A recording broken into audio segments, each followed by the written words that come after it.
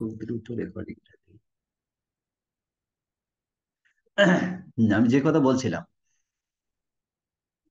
রাজ পরিবার বা রাজারা যারা দেশ পরিচালনা করছেন তাদের কথাই শেষ কথা। এইভাবেই কিন্তু তারা একটা কাঠামো দাঁড় করিয়ে ফেলেছিলেন।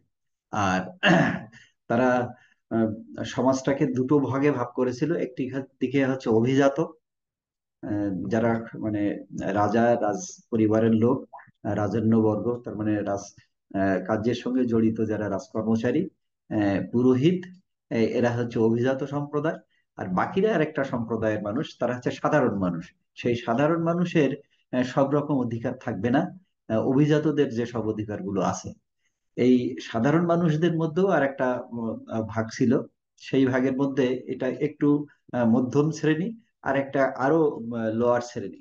তাই মধ্যম শ্রেণী এবং লোয়ার শ্রেণী এখানে যারা আরো নিচে যারা থাকছে, তাদের কোনো ধরনের সামাজিক অধিকার তার থাকতো না। এরা কৃতদাস হিসাবেই তাদেরকে বিবেচনা করা হতো। এই কৃতদাসদের কোনো অধিকার থাকতো না। তারা কোনো ক্রমে জীবন বাঁচিয়ে রাখতে চাইলেই মালিক তাকে রাখতে পারতো, আবার চাইলেই তাকে মেরে ফেলতে পারতো। এইরকম একটা পরিস্থিতি ছিল, আমি সেই সময়ের কথা বলছি। এই সময় তাদের এই যে নির্মম আচরণ বা তার যে কাঠামো, এইটা অন্যের উপর চাপিয়ে দেওয়ার জন্য তারা মূলত ধর্মটাকে ব্যবহার করত।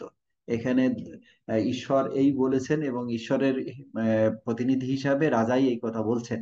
তার মানে রাজা যেটা বলছেন সেটাকে মানতে হবে এবং সেটার মধ্যে কোনো ভুল থাকার কোনো সুযোগ নেই। এর পাশাপাশি আরেকটি দর্শন এখানে কাজ করতো তাদের মধ্যে, সেটা হচ্ছে যে রাজা যে আইন করছেন সেই আইন আহ, প্রজাদের জন্য প্রযোজ্য, কিন্তু রাজার জন্য এটা প্রযোজ্য নয়। মানে রাজা যদি ভুল করে বা অপরাধ করে, কিংবা ইচ্ছে করলে সে যদি ভুল করতে চায়, তাহলে তার কিন্তু ওই একই আইনে তার কোনো অপরাধ হবে না। এরকম একটি বিষয় তখন ছিল। এই যে ছিল যে সময়টায়, সেই সময় রাজার এই কার্যকলাপ এটাকে জায়েজ করবার জন্য, এটাকে বৈধতা দেওয়ার জন্য কিছু কল্প কাহিনী নির্মাণ করা হয়েছিল, যেটাকে পরবর্তী সময়ে আমরা ধর্মীয় কাহিনী হিসাবে বা মাইথোলজিক্যাল টেল হিসাবে আমরা সব বুঝি। এখানে আহ, তাদের পক্ষের যেসব মানুষ, তারা সেভাবেই একটি কাহিনী নির্মাণ করত। সেই কাহিনীতে রাজাদেরকে উত্তম চরিত্র দেখানো হতো এবং সব বড় কাজ ভালো কাজ তাকে দিয়েই করানো হতো। কিন্তু সকল ক্ষেত্রে ওই যে রাজা তিনি সব বিষয়ে জানবেন এরকম নয়। তার অজানা অনেক বিষয় থেকেছে, কিন্তু সেটা তিনি স্বীকার করতেন না। এখন হচ্ছে যে ইতিমধ্যে জ্ঞান চর্চায় অনেক দিক খুলেছে, অনেক বিষয় এসেছে, সারা পৃথিবীর মানুষ এগুচ্ছে, অনেক বিষয় সম্পর্কে জানতে পেরেছে। সেই রাজ্য বা দেশের মানুষ, তারা অনেকেই এই বিষয়গুলো লক্ষ্য করার পরে তারা প্রতিবাদ করেছে কিংবা সেটা সমালোচনা করেছে। কিন্তু যেহেতু রাজার যে কাহিনী সেটাকে ধর্মীয় কাহিনী হিসাবে লিপিবদ্ধ হয়ে আছে, ফলে ওই কাহিনীর সঙ্গে যখন এটা মিল খায় না, তখন এটাকে অপরাধ হিসেবে বিবেচনা করা হয় এবং এটা শাস্তিযোগ্য অপরাধ হিসাবে বিচার করে তার শাস্তি দিয়ে দেওয়া হয়। এই যে পদ্ধতি, এই পদ্ধতির মধ্যে আমাদের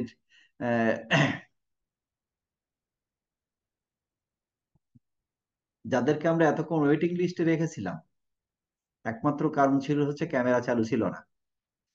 আমরা ইন করতে দিয়েছি, এটার মানে এই নয় যে আবার ওয়েটিং লিস্টে যাবে না। ক্যামেরা চালু না থাকলে 1-2 মিনিট পরে ওয়েটিং লিস্টে চলে যাবে, এরপরে আর ব্যাক করানো হবে না। হ্যাঁ, আমি যে কথা বলছিলাম, এখন এই যে ধর্মীয় কাহিনী বা তাদের যে ধর্মীয় গ্রন্থ হিসাবে বিবেচনা করা হতো, যেটার মধ্যে কোনো ভুল নেই বিবেচনা করা হতো, সেখানে কিছু কিছু বিষয় ছিল যে বিষয়গুলো মান্যতা দেয়া বেশ কঠিন ছিল। ফলে সেই সময় যারা একটু পড়ালেখা করেছে কিংবা সমাজকে যারা দেখেছে, তাদের চোখে অনেক ভুল জিনিস সামনে এসেছে। তখন তারা সেটা সমালোচনা করেছেন। এই যে ভুল জিনিস সামনে আসা এবং সেটা সমালোচনা করা, এইটার জায়গায় আমাদের সক্রেটিস একদম এগিয়ে থাকা মানুষদের অন্যতম। আমরা সক্রেটিসকে নিয়েই আমরা আসলে কথা বলছিলাম। সক্রেটিস যখন বললেন যে তুমি তোমাকেই জানো, তাহলে তুমি যদি তোমাকে জানো, তাহলে তুমি যে কি কি বিষয় জানো না বা কোন কোন বিষয়গুলো তোমার জানার বাইরে গেছে সেটা তুমি বুঝতে পারবে। তখন তুমি সেটাকে কারেকশন করে বা সেটা সংশোধন করে তুমি এগোতে পারবে। এই মানুষটি একটা সময় তিনি লক্ষ্য করলেন যে আহ, গির্জা থেকে যেসব আহ, ধর্মের কাহিনী জানানো হয়, এই কাহিনীতে অনেক ভুল রয়ে গেছে। এই ভুলগুলো সংশোধন করা দরকার।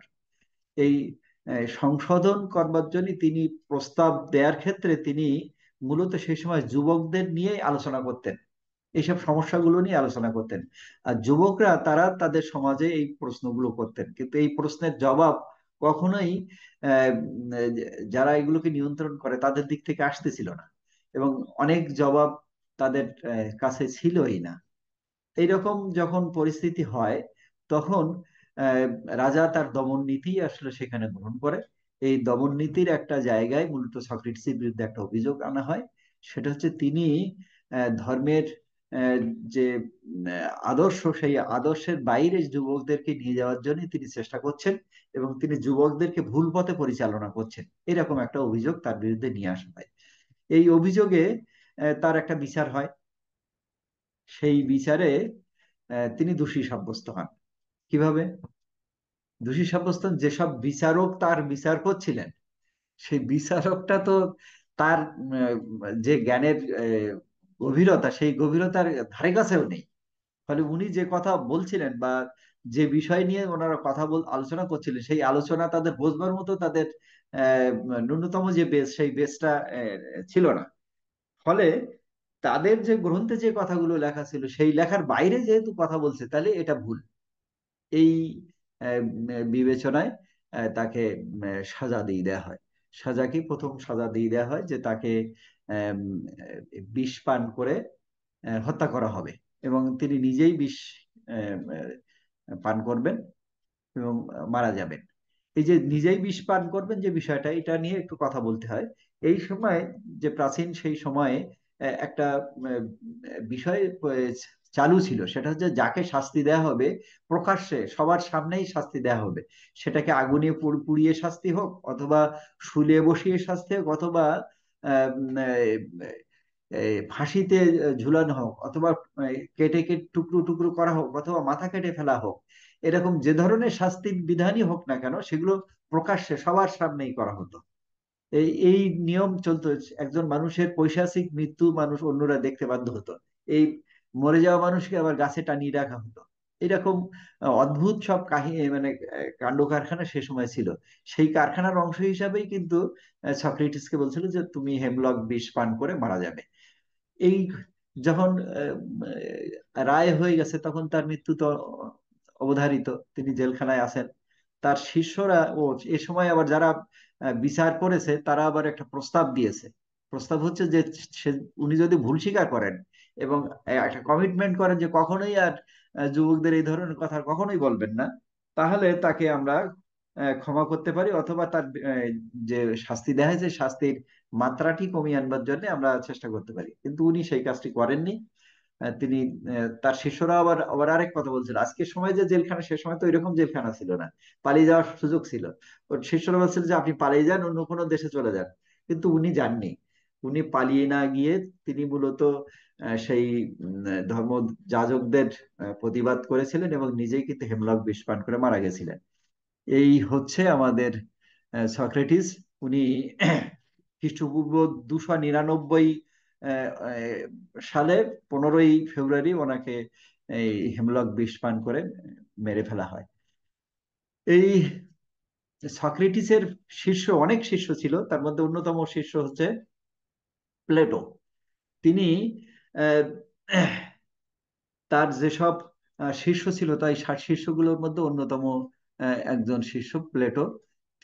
তিনি অনেক বিষয়ে আলোচনা করেছিলেন, এবং সক্রেটিসের অনেক বিষয়গুলা তিনি রিরাইট করে এটাকে গ্রন্থাগারে এটাকে প্রকাশ করবার জন্য তিনি উদ্যোগ নিয়েছিলেন, এবং অন্য ভাষায় সেটা ভাষান্তরিত করবার চেষ্টা করেছিলেন, অন্য দেশের মানুষকে এই বিষয়গুলো জানানোর চেষ্টা করেছিলেন। আরেকজন এই প্লেটোর আরেকজন ছাত্র ছিল, সেই তিনি হচ্ছেন এরিস্টটল। আমরা এরিস্টটলকে নিয়েও পড়বো। এরিস্টটলের মধ্যে তিনি একটা বিশেষ প্রভাব সৃষ্টি করেছিলেন, যাতে এরিস্টটল আহ, তিনি যেন মূলত এই পরম্পরায় যে জ্ঞান আসছিল, এই জ্ঞানটা সংরক্ষণ করবার জন্য উদ্যোগ নেন এবং এটাকে প্রবাহিত করবার জন্য তিনি যেন ভালোভাবে এটাকে দাঁড়াতে পারেন, এই চেষ্টা কিন্তু তিনি আহ, করেছিলেন। এই মানুষটির আমরা একটা, প্লেটো তিনি যে গ্রন্থগুলো অনুবাদ করেছিলেন কিংবা নিজেই অনেক গ্রন্থ লিখেছিলেন, তার মধ্যে অনেক গ্রন্থ আহ, আহ, টিকে আছে। টিকে থাকা মানে একটা পূর্ণাঙ্গ রূপে নেই, পাণ্ডুলিপি আছে, অন্য পরবর্তী সময় ওইটা দেখে লেখা কিংবা ওই কাহিনীকে ভাষান্তরিত করা, নানান ভাবেই কিন্তু এগুলো টিকে আছে। এরকম বেশ কিছু আহ, লেখা এখানে আমরা একটা তালিকা দিয়েছি, যেখানে আহ, মানুষের আহ, যে নৈতিকতা বা বিবেকবোধ, এইটার উপরে লেখা আছে, আইনের পরে লেখা আছে, খেলার উপরে লেখা আছে, তারপর ধর্মের যেসব বিষয়গুলো আছে সেখানে যে সমালোচনা আছে সেগুলো সম্পর্কে লেখা আছে, তারপর রাজনৈতিক জ্ঞান এর উপরে লেখা আছে, ভাষাতত্ত্বের উপরে লেখা আছে, সাহিত্যের উপরে লেখা আছে, আইনের উপরে লেখা আছে। এরকম দর্শনের প্রায় প্রতিটা ক্ষেত্রকে ব্যক্ত করে যে মানুষের জ্ঞান চর্চা, সেই চর্চার সকল ক্ষেত্রেই তিনি কিছু না কিছু আহ, লিখে গেছিলেন এবং সেগুলো গ্রন্থিত আকারে পরবর্তীতে আমাদের কাছে পৌঁছে এসেছে। এরকম আমরা একটা গ্রন্থরাজির তালিকা এখানে দিয়েছি, এগুলো একটু দেখে রাখা দরকার এবং পরীক্ষার সময় এগুলোর নাম ধরে প্রশ্ন আসে। আমরা এরপরে আসলাম এরিস্টটল। এরিস্টটল প্লেটোরই ছাত্র, এবং এরিস্টটলের আরেকটি পরিচয় আছে যে তিনি মহামতি আলেকজান্ডারের গৃহশিক্ষক ছিলেন। এরিস্টটল মানে খুব দুঃখী, মানে জন্মের পরপরই তার আহ, আহ, বাবা মা মারা যাওয়া অল্পকালের মধ্যে, তিনি অন্যদের কাছে থেকে বড় হওয়া, এবং মজার ব্যাপার হচ্ছে যে উনি অনেক বেশি বয়সে পড়তে গেছিলেন বা বিদ্যা অর্জন করতে গেছিলেন 17 বছর বয়সে। তো যাই হোক, প্লেটোর যে একাডেমি ছিল সেখানে পড়ালেখা করে তিনি অনেক জ্ঞানী হয়েছিলেন, এবং আহ, তিনি প্লেটোর যে ধারা, সেই ধারার প্যারালাল আরেকটি জ্ঞান বিকাশের ধারা বা সমালোচনার যে আহ, রাস্তা, সেটা তিনি তৈরি করেছিলেন। এই প্লেটো পরবর্তী সময়, সরি, এরিস্টটল পরবর্তী সময় আমরা আলেকজান্ডারের সঙ্গে একটা সম্পর্ক আমরা দেখি যে তিনি দেশ দেশ ত্যাগ করে গেছিলেন, মানে তার বিরুদ্ধে আহ, সেখানকার যে রাজন্যবর্গ তারা একটি সমস্যা তৈরি করার কারণে তিনি দেশ ছেড়ে গেছিলেন। এভাবে বিভিন্ন দেশে ঘুরেছেন, ঘুরতে ঘুরতে তিনি একসময় মেসিডোনিয়ায় গেছিলেন, এবং মেসিডোনিয়ার রাজা তার জ্ঞানের কথা জেনে তিনি তার পুত্রের জন্য গৃহশিক্ষক হিসাবে তাকে নির্বাচন করেন। উনি অ্যারিস্টটলকে একজন আদর্শ মানুষ হিসাবে, একজন বীর যোদ্ধা হিসাবে গড়ে তুলবার জন্য যা কিছু করার, আমরা যেটা মৌর্য বংশের চাণক্যকে দেখেছি, চাণক্যর সঙ্গে চন্দ্রগুপ্ত মৌর্যের যে সম্পর্কটি, এখানে এরিস্টটলের সঙ্গে আহ, আমরা এর সম্পর্কটা দেখি। আহ, আলেকজান্ডারের আলেকজান্ডারের উচ্চাকাঙ্ক্ষা এতভাবে তিনি বাড়িয়ে দিতে পেরেছিলেন যে উনি একটা সময় তিনি একদম খুব কম বয়সে, 22 বছর বয়সেই বোধহয় তিনি রাষ্ট্র ক্ষমতায় আসীন হয়েছিলেন, এবং ওনার মনে হয়েছিল যে তিনি সারা পৃথিবীটাকে জয় করে ফেলবেন, এবং মানে পৃথিবীর এমন কোনো জায়গা থাকবে না যে জায়গাটা তিনি আহ, আহ, বিজয় অর্জন করেননি। এইটাকে সামনে রেখেই তিনি আহ, উম, বেরিয়ে গেছিলেন। আমরা আলেকজান্ডার নিয়ে পরে আসতেছি, আমরা এরিস্টটলের উপরে আরেকটু আলাপ করি। এরিস্টটল তিনিও কিন্তু বহুমুখী জ্ঞানের অধিকারী ছিলেন। তিনি পদার্থবিজ্ঞান, জীববিজ্ঞান, তারপর নন্দন তত্ত্ব, শিক্ষানীতি, নন্দন তত্ত্ব কিন্তু আমাদের অন্যতম একটা অনুষঙ্গ আমাদের জানা বোঝার। প্রাণী বিজ্ঞান, ভাষা বিজ্ঞান, সকল বিষয়ের উপরে তার একটা বিশাল দক্ষতা ছিল। শুধু তাই না, তিনি এইসব বিষয়ের উপরে কিন্তু অনেক লেখালেখি করেছেন, সেগুলো পরবর্তীতে সংকলিত হয়েছে। এই বিশাল জ্ঞানের অধিকারী মানুষটি যেহেতু আলেকজান্ডারের গৃহশিক্ষক ছিলেন, পরে এই সকল বিষয়ের উপরে তাকে কিন্তু দক্ষ করে তুলেছিলেন। আমরা এই সময়ের আরো যেসব বরেণ্য পণ্ডিত আছে। তাদের মধ্যে অন্যতম হচ্ছে হোমার। তিনি একজন কবি এবং মহাকবি। মহাকবি তাদেরকেই বলা হয় যিনি কাব্য রচনায় আহ, একটা আহ, দীর্ঘসূত্রিতার একটা মহা কাহিনী, তার মানে বংশ পরম্পরায় আহ, যে বিস্তৃত কাহিনী, এই কাহিনীর অনুপুঙ্খ বর্ণনা করা এবং একটি নির্দিষ্ট বাঁধন রীতি অনুসরণ করে যখন পুরো কাহিনীটা লেখা হয় এবং কাব্য গ্রন্থ বা ধরুন কবিতার ছন্দে এরকম যখন কাহিনী তৈরি হয় তখন সেগুলোকে মহাকাব্য বলা হয়। এরকম মহাকাব্যের লেখক হচ্ছে এই হোমার। ইলিয়ড এবং ওডিসি নামে দুটো মহাকাব্য আছে তার, যেটা বিশ্ববার বরেণ্য। সারা পৃথিবীতে এটা বহু ভাষায় অনুদিত এবং পঠিত হয় এই গ্রন্থটি।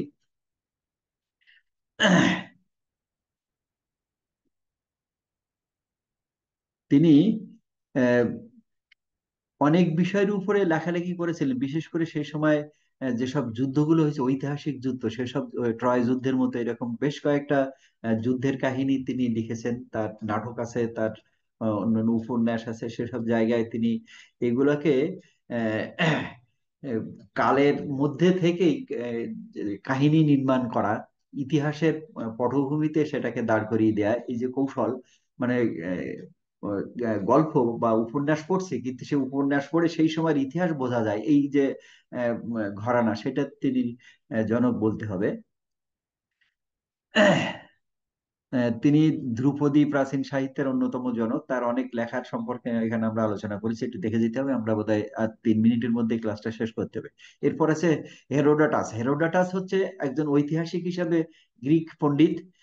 তিনি ইতিহাস লেখার একটি কৌশল তিনি নিয়েছিলেন, সেটা হচ্ছে ঐতিহাসিক যে উপাদানগুলো পাওয়া যায় সেই উপাদানগুলোকে পরপর সাজিয়ে সেই উপাদানের কাহিনীটাকে যদি আমরা বর্ণনা করি তাহলে একটা ঐতিহাসিক কাহিনী হতে পারে বা ইতিহাস হতে পারে। এই যে কৌশল, সেই কৌশলে তিনি জনক হিসাবে তিনি আহ, ইতিহাসের জনক হিসাবে তাকে ধরা হয়। কিন্তু এই কাহিনীতে অনেক অপ্রয়োজনীয় চরিত্র চলে আসে এবং সেগুলা পরবর্তী সময় জাস্টিফাই হলে মিথ্যা মনে হয়। সেই বিবেচনায় এই মানুষটাকে আবার মিথ্যারও জনক বলা হয়ে থাকে। তারপরেও ইতিহাস রচনায় আধুনিক যে রীতি, সেই রীতির প্রচলন ছিল এই হেরোডোটাসে। তার একটা ভাস্কর্য আমরা এই দেখতে পাচ্ছি। আর এরপরে হচ্ছে খুব দ্রুত যেটা, স্যাপো একজন গীতিকাব্যের রচয়িতা। তার সম্পর্কে দেখে নিলে হবে। আমি পিথাগোরাস গণিতবিদ, আহ, গণিতের প্রায় সব শাখাতেই তিনি অনেক বেশি পণ্ডিত ছিলেন এবং পিথাগোরাসের উপপাদ্য নিয়ে আমাদের কথা বলতে হলে জ্যামিতি এবং ত্রিকোণমিতির আহ, সর্বোচ্চ জ্ঞান সম্পন্ন মানুষ হিসাবে এই পিথাগোরাস। এরপরে আমরা একটু দ্রুত কিছু এই সময় লিখিত গ্রন্থ কিন্তু এইভাবে তার আগের তথ্যগুলো মানুষের কাছে ওই পূর্ণভাবে নেই। তাহলে এই কাহিনী কিভাবে জানা যাবে? এটা হচ্ছে ঐতিহাসিক যেসব নিদর্শনগুলো, স্বর্ণ মুদ্রা, বিভিন্ন ধরনের মুদ্রা, তারপর আম, ব্যবহার্য জিনিসপত্র, তাদের আসবাবপত্র, ভবন, ধ্বংসপ্রাপ্ত ভবন, এরকম অনেক বিষয় আছে যেগুলা থেকে মানুষ গবেষণা করে পার উদ্ধার করতে পারে এবং ইতিহাস লিখতে পারে। এই ইতিহাস লেখার ক্ষেত্রে এই ঐতিহাসিক যে বস্তু, সেগুলাকে গুরুত্ব দিয়ে সেগুলাকে ধারাবাহিকভাবে সাজিয়ে ঐতিহাসিক কাহিনী সাজানোর যে কৌশল, সেই কৌশলটি মূলত হেরোডোটাস করেছিলেন। কিন্তু তার ক্ষেত্রে যে সমস্যাটা হয়েছিল, যেটা পরবর্তীতে দেখা গেছে, যে উনি যে গবেষণাটা করেছিলেন সেখানে সবকিছুই মানে প্রত্নবস্তু তার কাছে পৌঁছায়নি। কিন্তু তিনি যেগুলো পেয়েছিলেন তার উপরে একটি কাহিনী দাঁড় করিয়েছিলেন। কিন্তু পরবর্তী সময় আরো গবেষণা হওয়ার পরে দেখা যায় কি যে উনি যে গল্পগুলো করেছিলেন আহ, সেগুলারে আরেকটি ভিন্ন মাত্রা তৈরি হচ্ছে, যে ঐতিহাসিক বেশ কিছু বস্তু তার মধ্যে পাওয়া গেছে যেটার সাথে আগের আহ, যে কাহিনী বিন্যাস তার সঙ্গে মিল নেই। এই মিল না থাকার কারণে আহ, তার জীবদ্দশাতেই অনেক বিষয়ের উপরে বিতর্ক তৈরি হয়েছে এবং তিনি সে সকল প্রশ্নের জবাব দিতে পারেননি। তার মতো করে একটি কাব্যিক জবাব দিয়েছেন বটে, এই কাব্যিক জবাব দেওয়ার কারণে অনেক পণ্ডিতরা সরাসরি তার সমালোচনা ওইভাবে আহ, না করতে পেরে খুবই শিষ্টাচার সম্মত একটি সমালোচনা করেছেন, যে তিনি যেমন ইতিহাসের জনক এটা যেমন স্বীকৃত, আবার তিনি মিথ্যারও জনক। মানে তার কথার মধ্যে বহু মিথ্যা থাকা এবং মিথ্যাটাকে খুব মানে কাব্যিক করে উপস্থাপন করা বা একটি কাহিনী বিন্যাস করে সত্যের মতো করে বলা, এই কৌশলটি তার থাকার কারণে তিনি কিন্তু মানে জগৎ বিখ্যাত। তারপরেও তিনি যে কাজটা করেছিলেন তার বাস্তবতায় তিনি যেভাবে শুরুটা করেছিলেন সেই বিবেচনা করলে অনন্য সাধারণ ব্যক্তিত্বের অধিকারী এই মানুষটি। তো যাই হোক, এরপরে আমরা আলোচনা করবার কথা ছিল যে গ্রিকের যে স্থাপত্য কলাগুলো আমাদের কাছে এসে পৌঁছেছে, স্থাপত্য এবং ভাস্কর্যের উপরে আলোচনা করার কথা। তো আমরা আজকে আর ভাস্কর্যের উপরে কথা বলতে পারবো না, কিছু স্থাপত্য দেখিয়ে দেওয়ার কথা ছিল। দেখি এখন আমরা যাই সেখানে শেয়ার করে। হুম, কিছুই কারো কথা বলার সুযোগ নেই, আমি যে জিজ্ঞেস করবো সে উপায় নেই, কারণ সব পাশের কথা বলছিল বলে আমি বন্ধ রেখেছিলাম। প্রথমে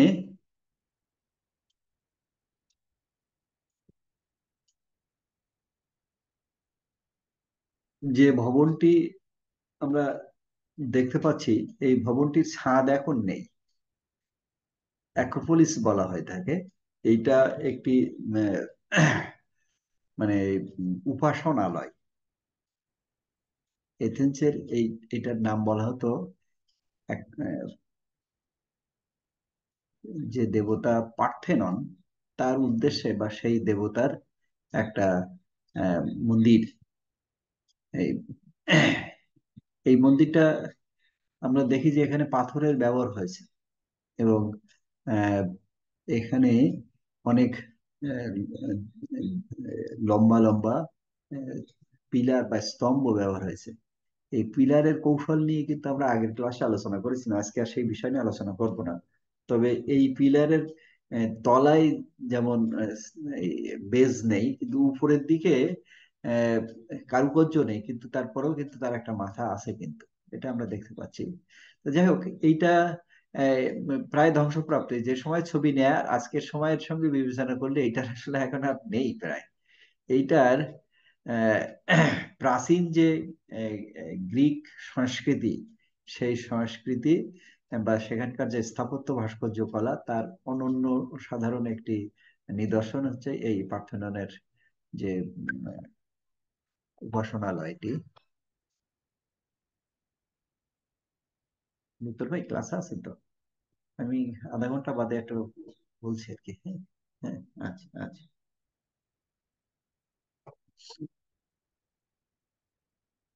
এরপরে অ্যাগোরা। অ্যাগোরা হচ্ছে একটি বিশেষ খোলা ময়দান, আহ, যেখানে মূলত মানুষের সমাবেশ হতে পারত। কিন্তু সেই সমাবেশের নিরাপত্তার কথা বিবেচনা করে এটার উপরে ছাউনি ছিল বা ছাদ ছিল, সেগুলো এখন আর নেই। পাথরের পিলার গুলো আছে আমরা দেখতে পাচ্ছি। এর একধারে ভবন থাকতে পারবে, নাও থাকতে পারবে, দেয়াল থাকতে পারবে না। ভবন থাকতে পারে। এখানে মূলত পাহাড়ের উপরে থাকার কারণে পাহাড়ের পাশ কেটে করা এটা। এখানে অনেক মানুষ একসাথে সমাবেশ করতে পারে। এখানে মূলত এই এগোরা করা হতো মূলত আহ, রাজা তার বক্তব্য, তিনি কোন একটি বিষয়ের উপরে কথা বলতে চাইলে তার যে প্রজারা তাদেরকে সামনে রেখেই উনি কথা বলতেন। আবার সৈন্য প্রধান সৈন্যদেরকে উদ্দেশ্যে কথা বলতেন। এই ধরনের যে খোলা স্পেস ব্যবহার করবে, অনেক মানুষ এক জায়গায় গ্যাদার করতে পারবে বা সমাবেশ করতে পারবে, এইটার জন্য মূলত এইটা করা। এটা ধাপে ধাপে অনেক নিচ পর্যন্ত মানুষের অবস্থান করবার সুযোগ ছিল। এইটার একদম আহ, প্রায় ভগ্নাবশেষ কিছুটা নমুনা বা নিদর্শন আছে, বাকিগুলো সব নষ্ট হয়ে গেছে। এখানকার পিলার গুলোর দিকে যদি আমরা দেখি, পিলারের বেস কিন্তু কিছু টিকে আছে, এখানে কিন্তু খুবই কারুকার্যমণ্ডিত, এবং যে ধাপে ধাপে বা সিঁড়ির মতো যে কৌশলটা সেটা কিন্তু এখানে ব্যবহার হয়েছে, আবার কারুকার্যও কিন্তু আছে। আমি কারসারটা যেখানটা নিই ডান ধারে, এখানে কিন্তু এই কারুকার্য দেখা যাচ্ছে, বাম ধারে এখানেও কিন্তু কারুকার্য দেখা যাচ্ছে, বা যে রিলিফ ভাস্কর্য সেটা কিন্তু দেখা যাচ্ছে। আমরা এরপরে আরেকটা জায়গা দেখছি যেকে স্টোয়া বলা হচ্ছে। স্টোয়া বলা হয় হচ্ছে যে ব্যালকনি বা করিডোর, এখন এই শব্দটা ইংরেজিতে ব্যবহার হয়। করিডোর হচ্ছে একটা ভবন থেকে আরেকটা ভবনে যাওয়ার জন্য মাঝখানে যে রাস্তাটা, সেই রাস্তাটাকে করিডোর বলা হয়। তার মানে একটা স্পেস থেকে আরেকটা স্পেসের সংযোগ যে জায়গাটা, সেটা করিডোর হতে পারে। এই করিডোর একটা বারান্দাও হতে পারে, আবার এই করিডোর একটা ভবনের মধ্য দিয়ে হতে পারবে, অথবা একটা সুড়ঙ্গ পথ হতে পারবে। এখানে যে স্টোয়া যেটা, সেটা বলতে এইটা অনেক ধরনের স্টোয়া কিন্তু আমরা পেয়েছি গ্রিকদের। তার মধ্যে অধিকাংশ স্টোয়া গুলার কিন্তু ছাদ আছে বা ছাদ ছিল। কিছু কিছু স্টোয়ার ছাদ ভেঙে গেছে, এর স্টোর এক পাশে কিংবা উভয় পাশেই ভবনও থেকেছে, তার মানে অফিস বা এই জাতীয় কিছু, অথবা শুধু শুধু দেয়াল, এরকম অবস্থাও থাকতে পারে। এখানে কিন্তু এই স্টোয়ার আমরা ডান দিক যদি দেখি, তাহলে এখানে কিন্তু ভবন আছে। আমরা আরেকটা আহ, আরো প্রাচীন আরেকটা স্টোয়াকে যদি দেখাই, তাহলে এটাও কিন্তু একটা স্টোয়া, কিন্তু এইটার শুধু পিলার গুলো আছে, উপরে ছাদ টাদ গুলো সব কিন্তু নষ্ট হয়ে গেছে।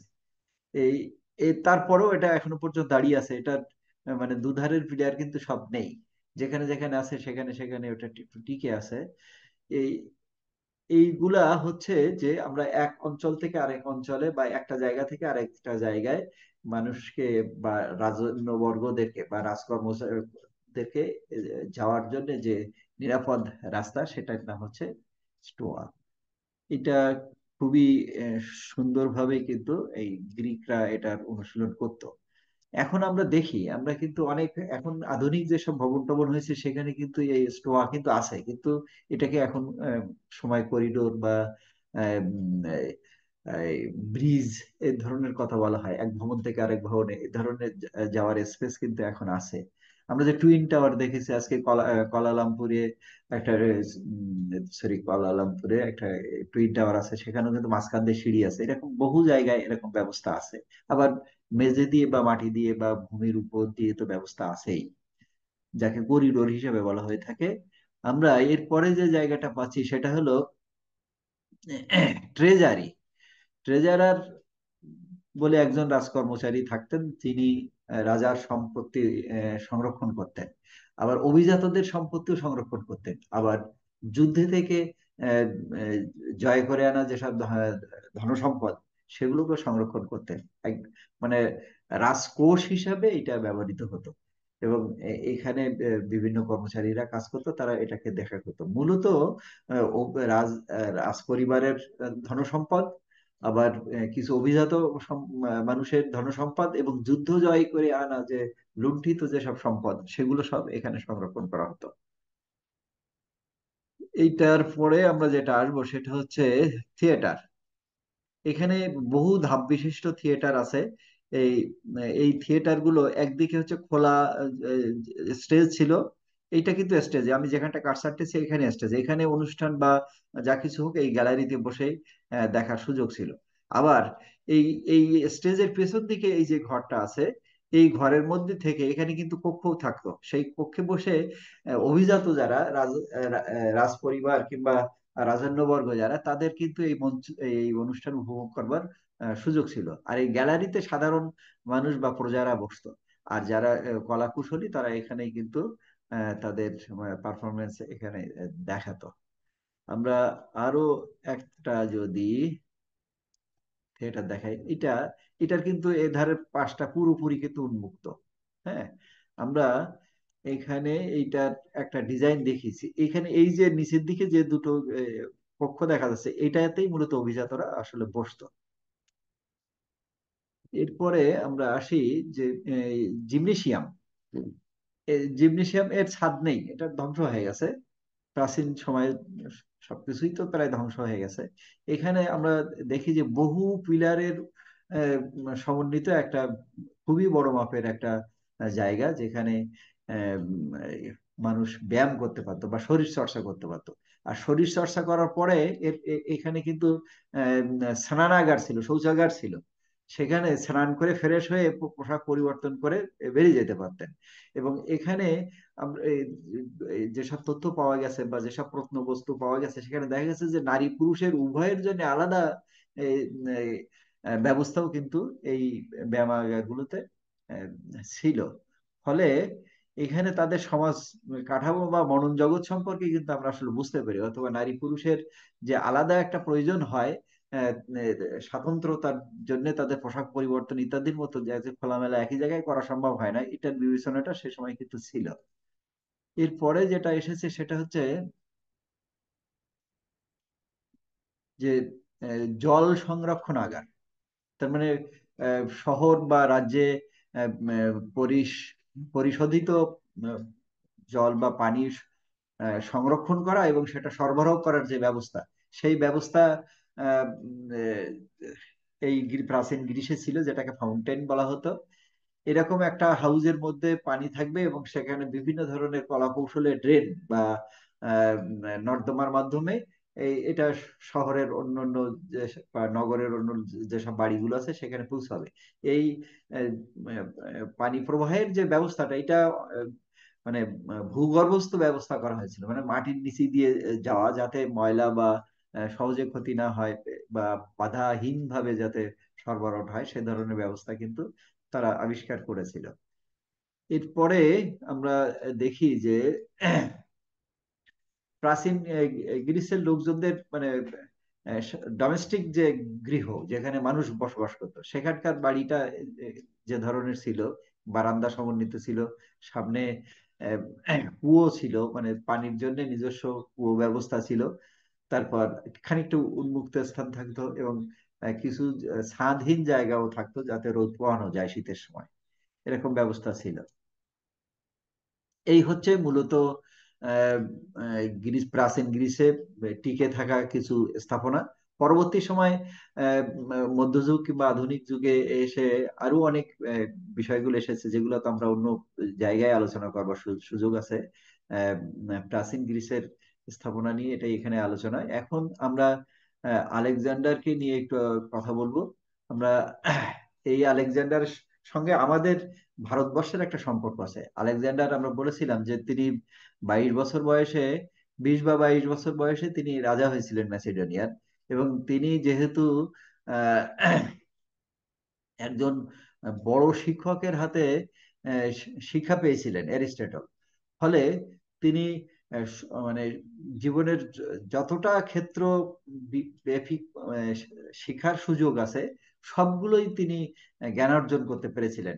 আর শরীর চর্চা, যুদ্ধবিদ্যার উপরে তার বিশেষ দক্ষতা থাকার কারণ একটা সময় ওনার মনে হয়েছিল যে তিনি পৃথিবীর অধীশ্বর হবেন এবং সারা পৃথিবীকে জয় করে সমগ্র তার সাম্রাজ্যভুক্ত করবেন, এবং তিনি পৃথিবী জয় করতে বেরিয়েছিলেন। এই জন্য এই মানুষটির নামের সাথে দিগ্বিজয়ী আলেকজান্ডার, মহামতি আলেকজান্ডার, আলেকজান্ডার দ্য গ্রেট, এরকম নানান ভাবে কথা বলা হয়। এই আলেকজান্ডার কিন্তু আমাদের ভারতীয় উপমহাদেশে ঢুকেছিলেন, মানে খাইবার গিরিপথ দিয়ে, মানে একবার আফগানিস্তানের উপর দিয়ে এসে পাকিস্তানের উপর দিয়ে সিন্ধু হয়ে, সিন্ধু বলছে এই জম্মু কাশ্মীর, এই অঞ্চল দিয়ে মূলত একদম পাঞ্জাব পর্যন্ত এসেছিলেন। এবং তিনি এই পুরো অঞ্চলটা তিনি যেখান দিয়ে গেছেন, সেখানকার যেসব রাজারা আছে তাদের সঙ্গে যুদ্ধ করে তাদেরকে পরাজিত করে তিনি এগুতে থেকেছিলেন।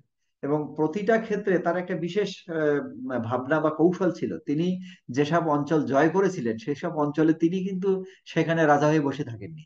তিনি তার সুবিধা মতো হয় পূর্বের রাজাকে বশ্যতা স্বীকার করে তার হাতে ক্ষমতা দিয়ে গেছেন, অথবা নতুন আরেকজন যিনি আলেকজান্ডার কথা শুনবেন বা আলেকজান্ডার প্রতি তিনি নমনীয় বা অনুগত থাকবেন, এরা মানুষকে তিনি দায়িত্ব দিয়ে তিনি আবার আরেকটা নতুন অঞ্চল জয় করতে বেরিয়েছেন। এই যে দীর্ঘ রাস্তা অতিক্রম করা এবং দীর্ঘ সময় ধরে তিনি যে এই যুদ্ধ জয়ে বেরিয়েছিলেন, তার আহ, দ্রুত যাওয়ার যে মাধ্যম সেটা ছিল কেবলমাত্র ঘোড়া ছিল। ঘোড়ার থেকে আরো কোনো দ্রুতগামী কোনো যানবাহন ছিল না। আজকের সময় মতো গাড়ি, ট্রেন, এসব তো রকেট, সরি, বিমান কিছুই ছিল না। ফলে এই দুর্গম রাস্তা অতিক্রম করা তাদের জন্য বেশ কঠিন ছিল। তারপরেও ভারতীয় উপমহাদেশের যে আহ, আহ, পূর্ব দক্ষিণ দিকে যে অঞ্চল, সেই অঞ্চলে আসা তার পক্ষে আর সম্ভব হয়নি। মানে তার সেনাবাহিনীর যেসব সদস্যরা তারা নানান ভাবে নানান রোগে আক্রান্ত হয়ে পড়েন, এটা একটা সমস্যা ছিল। আরেকটা হচ্ছে যে দীর্ঘ সময় রাস্তায় থাকার কারণে তাদের পথশ্রান্ত এক ধরনের তো ছিল, কৃশকায় হয়ে যাচ্ছিল। আবার তাদের নিজের এলাকায় ফিরে ফিরে যাওয়া মানে বাড়িতে ফিরে যাওয়ার এক ধরনের তাড়নাও এখানে কাজ করে। উনি দেখেন যে সৈন্যদের অনেকেই চাইছে বা আহ, সেনাদের মধ্যে যারা প্রধান বা কমান্ডার লেভেলে তাদের অনেকেই এই আলেকজান্ডার কাছে আবেদন করতে থাকলো যে আমরা দেশে ফিরে যেতে চাই। তখন উনি ফিরে গেছিলেন। ওনার ভারতীয় উপমহাদেশের সর্বশেষ বড় যে যুদ্ধটা সেটা হচ্ছে পুরুর সঙ্গে, রাজা পুরুর সঙ্গে তার যে লড়াই, দীর্ঘ সময় ধরে যুদ্ধের পরে পুরু কিন্তু শেষ পর্যন্ত আলেকজান্ডারের কাছে হেরে যান। তাকে লোহার খাঁচার মধ্যে করে আলেকজান্ডারের কাছে নিয়ে যাওয়া হয়।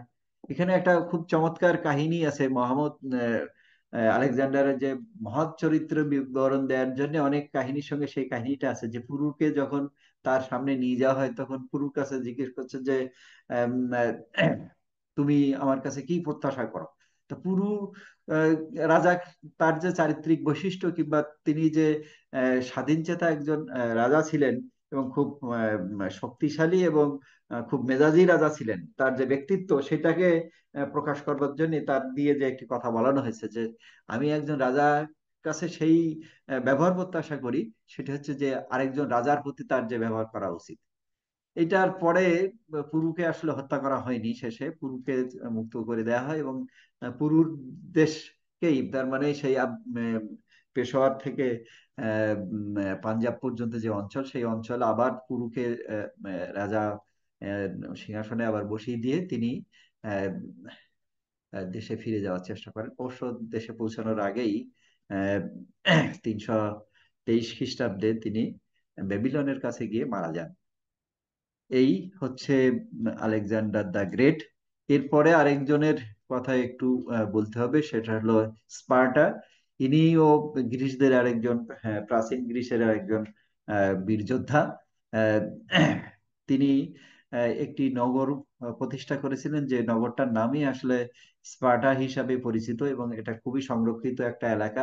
এবং আহ, এই ঐতিহাসিক অনেকগুলা যুদ্ধের ক্ষেত্র হিসাবে এই জায়গাটা চিহ্নিত, এবং সব যে যুদ্ধেই স্পার্টা জিতে যাওয়ার পিছনে যেসব কারণ ছিল সেই কারণগুলো এখানে বলা হয়েছে, যে নগরীটা কতটা সুন্দর সংরক্ষিত, আহ, তিন ধারে পাহাড়, এক ধারে সমুদ্র, এবং এটার যে সংরক্ষণ ব্যবস্থা এবং সেই সংরক্ষণ ব্যবস্থা স্পার্টা যে দক্ষতার সঙ্গে করেছে এবং সেনাবাহিনীর প্রতি তার যে কন্ট্রোল, এইগুলার নিয়েই মূলত তার যে বীরগাথা সেটাই গ্রিসের অন্যতম প্রাচীন বীরদের মধ্যে তাকে নিয়ে আসা হয়। এবং তিনি আহ, যুদ্ধবন্দীদের উপরে যে আহ, নিয়মমাফিক যে ব্যবহার, তার বাইরেও যে কিছু অত্যাচারের কাহিনী আছে, সেগুলোও কিন্তু তার আহ, রাজ্য ধরে রাখা বা আটকে রাখার যে বিষয়টি সেটা কিন্তু এসেছে। আমরা সেই বিষয়টা আলোচনা করে আমরা তিনটা ভাস্কর্যের সঙ্গে একটু পরিচয় করিয়ে দিতে চাই। একটি হচ্ছে থেমিস। গ্রিসদের অন্যতম বিচারের দেবী হচ্ছে থেমিস। এই থেমিসের আমরা এই যে ভাস্কর্যটা এখানে দেখতে পাচ্ছি, এই ভাস্কর্য এটা ধাতব নির্মিত ব্রোঞ্জের ভাস্কর্য। এইরকম ভাস্কর্য কিন্তু পৃথিবীর বহু দেশে আছে। এই থেমিসের বাম হাতে যে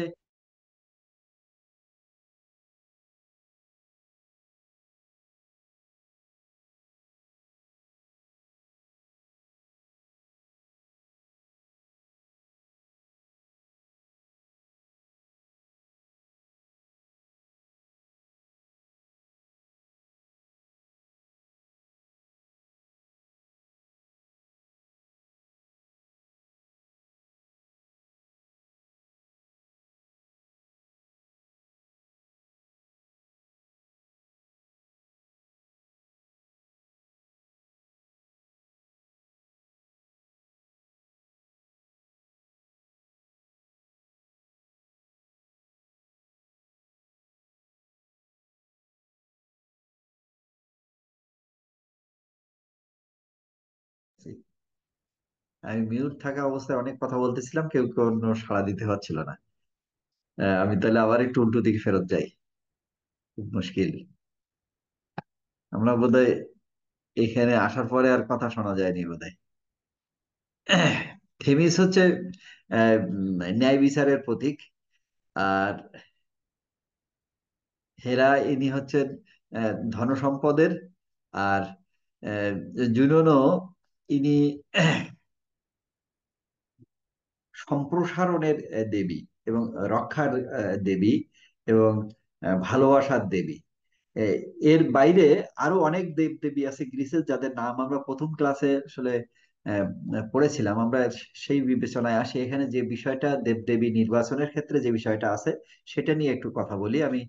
আহ, সেটা হচ্ছে যে এখানে এক হচ্ছে যে তাদের পৌরাণিক কাহিনীতে বেশ কিছু দেবদেবী ছিল, এর বাইরে আরো কিছু দেবদেবী এসেছে। সেগুলো হচ্ছে রাজা, যে রাজাগুলো বিখ্যাত রাজা, যিনি প্রজাদের দ্বারা সমাদৃত হয়েছিলেন, তারাও কিন্তু এক সময় দেবতায় উন্নীত হয়েছিল।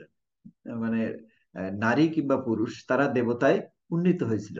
আমরা যে অ্যাথেনার ভাস্কর্য দেখি, অ্যাথেনা কিন্তু ওই রাজপরিবারের একজন সদস্য গ্রিকদের, কিন্তু তিনি কুমারী ছিলেন। তার মানে তিনি কখনো বিবাহ করেননি, এবং রাজপরিবারকে রক্ষা করবার জন্য তার যে ত্যাগ এবং বীর যোদ্ধা হিসাবে তার যে ভূমিকা, সেই ভূমিকার কারণে এই এই নারীটি কিন্তু পরবর্তী সময় দেবী হিসাবে বিবেচনা করা হয়। এরকম আহ, অনেক মানুষকে, যারা একসময় রাজা ছিল কিংবা রাজকর্মচারী ছিল, কর্মকর্তা ছিল, তার মানে রাজন্যবর্গ যাদেরকে শীর্ষস্থানীয়, তারা অন্যদের দ্বারা যখন খুব গ্রহণীয় বা সমাদৃত ব্যক্তি হয়েছে, পরবর্তীতে তারা দেবতার জায়গায় পৌঁছে গেছে, মানে তাদেরকে দেবতা জ্ঞানে পূজা করা হয়েছে। আমরা এই যে বৈশিষ্ট্যটা, এই বৈশিষ্ট্যটা কিন্তু আমরা ভারতীয় উপমহাদেশেও কিন্তু দেখি। আমরা এ সময় আমরা দেখছি যে কিছুদিন আগে এখান থেকে হয়তো 15-20 দিন আগে কিংবা মাসখানি আগে আমরা দেখেছি যে সারা দেশে হিন্দুদের মন্দির টন্দির ভাঙা হচ্ছিল, হিন্দুদের উপর অত্যাচার হচ্ছিল। সেটা কিভাবে কিভাবে একটু থেমে গেল কিংবা একটু আহ, দমে গেল, কিছু চাঁদাবাজি চলছিল, এর মধ্যে দেখা গেল মাজার ভাঙা শুরু হয়ে গেছে, তাই না? আমরা মাজার নিয়েই ক্লাস করেছিলাম। সেই মাজারগুলোও কিন্তু এই আক্রমণের শিকার হয়ে গেছে। এই মাজারগুলো কি? মাজার হচ্ছেন একজন ধর্মযাজক, যিনি ধর্ম প্রচারে এসেছিলেন, তার একটা মাইথোলজিক্যাল অবস্থান আছে এবং তার একটা দৃষ্টিভঙ্গি বা দর্শন আছে। এই দর্শন সম্পন্ন মানুষ একটা সময় সেই অঞ্চলের মানুষের কাছে খুব গ্রহণীয় হয় এবং শ্রদ্ধার পাত্র হয়, এবং তার মৃত্যুর পর তার শরীরটা যে কবর দেয়া হয়, সেই কবরের উপরে একটা সমাধিসৌধ নির্মাণ করা হয়। এই সমাধিসৌধের তার যারা অনুসারী, তারা সেটাকে সম্মানের সঙ্গে সেটাকে বিবেচনা করে, এখানে কুর্নিশও করে। এই যে প্রথা বা এই যে বিবেচনাটা, এটা কিন্তু সেই আমরা গ্রিসের সময় আমরা দেখেছি। কারণ এখানে এই যে এদেরকে পীর বলা হচ্ছে, দেবতার স্তরে বলা হচ্ছে, এটা কিন্তু হিন্দুদের মধ্যেও আছে। কিন্তু আমরা দেখি যে রামকৃষ্ণ পরমহংস, ইনি একজন মানুষ ছিলেন, কিন্তু পরবর্তী সময়ে রামকৃষ্ণ পরমহংস কিন্তু দেবতায় উন্নীত হয়েছে।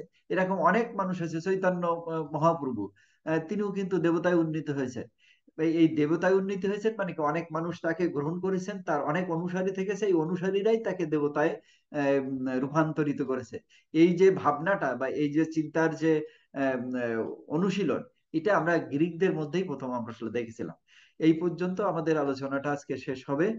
এখন কারো কোনো কথা থাকলে আমরা, কথা বলবার সুযোগটা আগে থেকে তৈরি হয়েছে, আমরা রেকর্ডিংটা শেষ করছি। সবাইকে অসংখ্য ধন্যবাদ।